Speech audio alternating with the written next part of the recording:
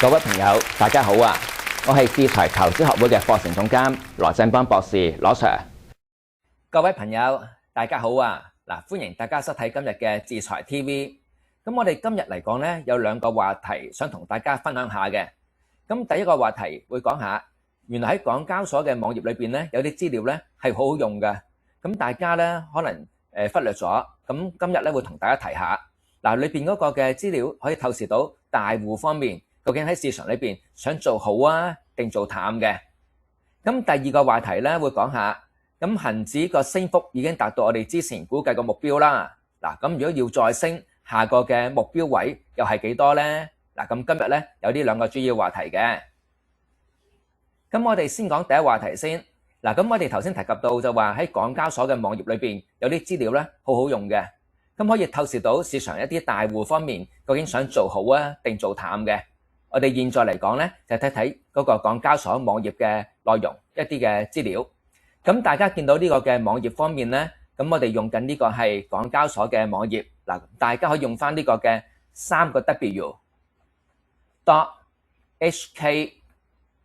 w.hkes.com.hk 呢個嘅網頁嘅連結可以登入呢個地方。咁我哋可以睇睇裏邊嘅一啲資料嘅運用嘅。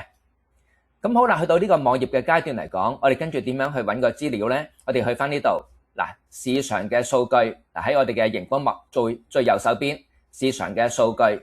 好啦，數落去喺呢個嘅統計數據裏邊嘅第3個衍生產品市場。衍生產品市場呢個位置。好，咁我哋再點擊落去裏邊。咁我哋點擊咗呢個呢衍生產品市場之後，咁我哋就再去到呢個地方。好，我哋睇呢個恒生指數期貨市場佔有率嘅數據。好，我哋就睇呢度啦。好，睇呢個地方，呢個係恒生指數期貨，我哋即係講嘅期指喺市場方面呢個佔有率嘅數據。好，我哋點擊呢個地方啦。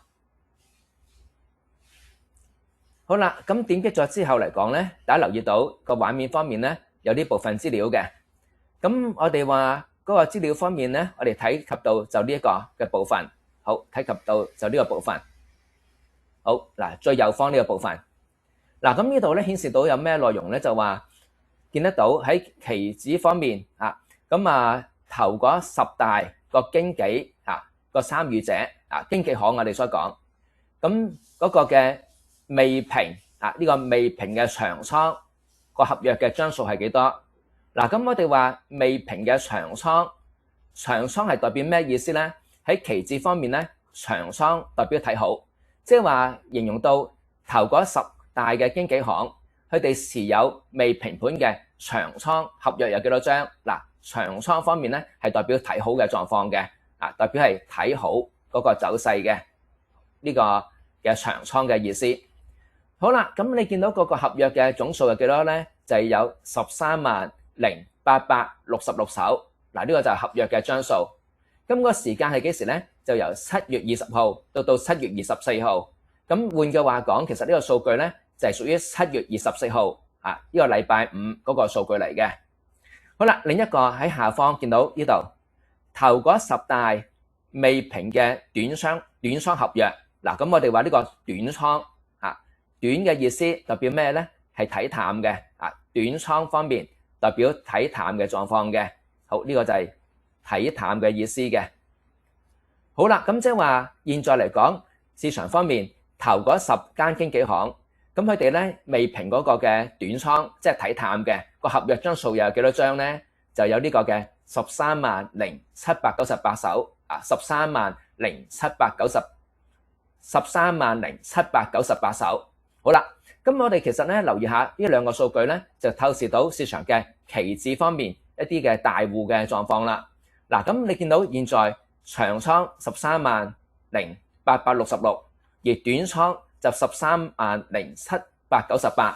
咁我哋睇睇個數字，如果以長倉減短倉去形容，長減短個 net 數係幾多咧？就呢個嘅係68。net 數方面咧係68。長減短有個正數係68嘅。咁我哋要睇個狀況咧，係要做對比嘅。咁對比意思點樣咧？就話睇翻之前個狀況啦。呢個數據咧係每個禮拜公佈一次嘅，咁啊逢禮拜五埋數，跟住接住下個禮拜一去公佈嘅，咁所以呢個數據嚟講咧，見得到就係7月17號嘅數據。咁同樣都係你見到呢度咧有個嘅長倉133839手。好啦，短倉方面呢度有幾多咧？就135653手。嗱，亦都係同樣係長倉啊，減翻個短倉，長減短。咁今次嗰個嘅 net 數啊，嗰個嘅淨數係幾多咧？你見到咧係負數，負1814手。嗱，咁因為當中嚟講咧，呢個長倉方面比較嗰個短倉咧喺個情況裏邊係少啲，所以你見到長減短咧個數字咧去到負數，負1814。好啦，咁呢啲嘅數字對嗰個走勢方面有咩啟示得到咧？嗱，咁我哋咧現在咧再睇多之前嘅狀況，2個禮拜數據。嗱，咁我哋睇4個數據，咁大家做對比咧係好些少嘅。咁我哋分別咧睇翻多一個嘅數據，就係再之前嘅嗱。咁頭先我哋話呢個部分咧，我哋話長倉同短倉嘅對比啦。好，我哋寫呢度先啦。長呢個狀況，好啦，短，好啦，呢個狀況，長倉短倉。咁頭先提及到咧呢個嘅7月24號，咁啊長減短嗰個嘅淨數，嗰個 net 數係幾多咧？長減短個狀況，嗱，呢個係長減短，好，長倉減短倉個狀況，嗰個 net 數呢個部分嚟講咧係正68。好啦，如果對上個狀況，對上狀況呢個咧就係17號嘅狀況嘅。好啦，長減短狀況係幾多咧？咁頭先提及到啦，1814手合約。好啦，再睇多早2個禮拜添。嗱，7月10號長減短嘅狀況係幾多咧？係呢個8903手，8903手。好啦，再睇多之前一個禮拜就7月3號嘅。咁長減短係幾多咧？就呢個嘅11401手。嗱，咁呢個就係長倉減短倉喺期貨方面，即係我哋嘅期指嘅狀況嗰個嘅透視大戶究竟係睇好定睇淡？咁你話相對恒指嘅狀況咁係點樣咧？嗱，恒指喺7月24號一個禮拜裏邊總結嘅升幅升咗幾多點咧？係401點。好啦，7月17號嗰個禮拜裏邊個升幅幾多點咧？係387點。而7月10號嗰個嘅恒指嗰個升幅係幾多點咧？係升咗825點。好啦，喺7月3號嗰個恒指升幅有幾多點咧？一個禮拜裏邊升咗係678點。咁即係顯示到咩問題咧？就話顯示狀況，咦？當中嚟講由7月3號開始，咁當中咧長減短倉嘅狀況，不斷咧由一個好大嘅負數，慢慢去到一個細嘅負數，甚至乎去到正數。咁即係代表就話大戶咧由呢個嘅睇淡而慢慢轉去睇好。咁而見到同期嘅表現，恒指升600幾點，升800幾點，升300幾點，升400幾點。嗱，咁個表現方面咧係同步向上。所以我哋有時話可以透過一啲期指、一啲未平倉嘅合約去了解下大戶方面究竟係做好定做淡。嗱，咁如果以個數據嘅狀況咧，咁大家見得到呢一部分相當之清楚得到嘅。咁所以未來裏邊咧，大家咧可以留意下呢啲嘅數據，留意下呢個就係期指方面咁10大經紀持倉嘅狀況咁最重要留意咩地方咧？就話要睇個淨數嘅長倉減短倉嗰個嘅狀況嘅，同埋對比翻之前嗰個禮拜，咁呢個咧就可以了解到呢啲大戶方面一啲嘅所謂嘅盤路係點樣嘅。咁呢個嘅港交所嘅網頁裏邊咧，佢會顯示咧係最近期2個禮拜嗰個數據嘅。如果大家想睇一啲數據再耐些少嘅，咁同埋一啲嘅同恒指方面作一個對比嘅分析嘅，咁可以去翻我哋嘅網頁方面咧，咁會有再多些少資料可以俾大家見得到嘅。嗱，如果大家想睇翻呢個嘅數據嘅資料，可以去翻我哋嘅網頁嘅，去翻我哋嗰個 Smart Money 嘅網頁。咁去到我哋嘅網頁3w.smartmoney.com.hk， 去翻呢個咧投資嘅分析，攞翻呢個嘅投資資料庫投資嘅分析，去翻呢個投資嘅資料庫。好，點擊落去裏邊。好啦，點擊咗落去之後，睇翻呢度。嗱，咁呢度咧有個嘅期指10大經紀行持倉合約嘅狀況嘅。咁呢個咧係每個禮拜都會更新嘅。咁大家可以點擊翻呢個嘅連結。好啦，點擊完之後，你見到呢度咧，其實咧會有啲嘅數據嘅。咁就係每個禮拜一啲嘅期指大戶裏邊嗰個長倉同短倉嗰個嘅狀況係點樣。咁而呢一度嘅內容咧，甚至乎咧會同大家做一個對比嘅，同你計埋長倉減短倉嗰個狀況係點樣，咁同埋對比翻一個禮拜裏邊恆指嘅升與跌又係點樣。咁所以大家如果想了解下未來裏邊一啲期指大戶，究竟喺個市場裏邊究竟係做好定做淡咧？咁同埋個恆指嘅狀況相對表現係點樣咧？咁可以留意翻呢個數據嘅。咁呢個數據方面，記住大家要去揾嘅階段咧，去翻呢個就係投資分析嗰個嘅投資資料庫，點擊呢個地方，點擊完之後，咁就再睇翻呢個嘅期指10大經紀行嗰個時倉合約嘅狀況嘅資料。咁呢個咧可以大家有時留意下。咁有時了解啲數據對個買賣方面咧係有個幫助嘅。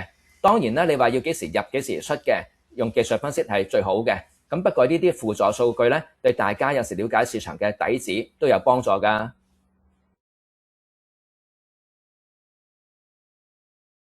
咁我哋跟住咧就講下第二個話題咯。第二個話題就話，咦，我哋之前提及到恆指上升嘅階段已經到達我哋之前估計嘅目標咯。如果要再炒高嘅階段，下個目標可以再去到幾多咧？咁我哋講下呢個話題啦。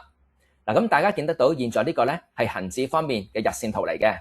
咁今日嚟講係2026年7月31號，恆指收市價係25,884點。咁今天升咗26點，成交方面係3282億。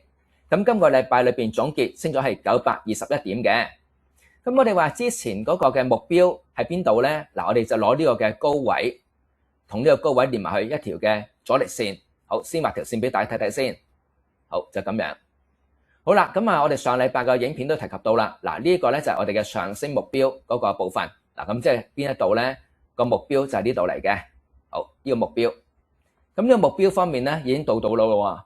咁所以你話，咦？呢個目標交到功課啦喎。如果進一步要再炒高，如果真係要再向上，究竟再去到下個目標係幾多咧？咁我哋跟住睇睇呢個數字啦喎。好啦，下個目標係幾多咧？我哋攞翻呢個嘅水位。好，我哋攞翻呢個嘅高位呢度。好啦，呢度。咁下個目標方面，恆指方面，如果破得到呢個嘅狀況的話，去到下個目標係幾多咧？就呢個嘅係26,845點。即係邊度咧？就呢度嚟嘅26845。咁呢個價位方面屬於係5月14號嘅一個最高位5月14號嘅最高位。所以下個目標嘅階段嘅就呢個26845啦。咁呢個目標之前嘅目標已經達到啦。依家就再睇下個目標呢個狀況。咁你話走勢方面，咦？如果真係唔係咁對版，有個回吐咯喎。咁我哋最近嘅支持位有幾多咧？最近支持位預翻邊度咧？預翻呢個平台。我哋攞翻呢個嘅平台作考慮。好啦，呢個平台裏邊嗰個嘅支持位係幾多咧？就係呢個嘅25,211點。25211。咁呢屬於係7月23號呢個狀況嘅收市價嚟嘅。我哋就攞個陰陽燭裏邊嘅實心睇。我哋就以當日嘅收市價咁作一個考慮。呢個價位就係25211。所以嚟緊目標再炒高的話，下個幾多咧？就26845。好啦，回落支持位就25211。咁大家要留意下呢兩個水位啊。睇翻大家投資方面咧要學習㗎。咁如果大家想試下學下一個期權嘅狀況嘅，我哋現在嚟講咧有個試上第一課期權贏家訓練班。如果大家有興趣嚟講咧，可以點擊呢個地方。咁期權嚟講，我哋咧呢個課程嚟講係有6課嘅。不過有啲朋友話以後想試下學下得唔得咧，都可以嘅。你可以先學第一課，咁用個特惠價嘅狀況。咁好啦，學完之後如果有興趣嘅，可以再學埋其餘嘅5課咁可以補翻個差額方面咧就可以噶啦。咁所以有時咧第一步行下先起碼作一個了解。咁對於期權方面了解咗，咁未來裏邊咧有時喺嗰個運用一啲投機嘅工具，咁方便好多嘅。期權嚟講有個槓桿嘅效應，可以以小博大。咁如果你做一個 long side 嘅階段，即係以買入去計嘅，咁風險係有限咁就最多就係你投資資金就係你嘅風險嚟嘅。咁當然嚟講咧，如果你要玩到呢啲策略方面咧，好多不同嘅策略玩得到嘅。咁如果大家有興趣嘅，可以先上住第一課先，咁學期權如果學完之後覺得再有興趣嘅，可以上埋我哋嘅期權贏家訓練班。嗱，咁去翻我哋網頁裏邊留意下啦。咁如果大家喜歡我哋呢個內容嘅，記住訂閱喎。嗱，喺我哋智財 TV 裏邊咧訂閱，同埋訂閱咗之後咧，記住撳埋隔離個鐘仔，你會收到最快市場嘅資料嘅。咁同埋喜歡的話咧，記住同你朋友分享下，同埋俾個 like 我哋添啊！好啦，下集再見，拜拜。我哋嘅投資課程方面嚟講呢，嗱，有期指啦、期權、股票、窩輪同埋技術分析嘅。嗱，課程內容嚟講，可以瀏覽我哋嘅網頁3w.smartmoney.com.hk。大家記住咯，學好投資，早啲退休，享受人生啊！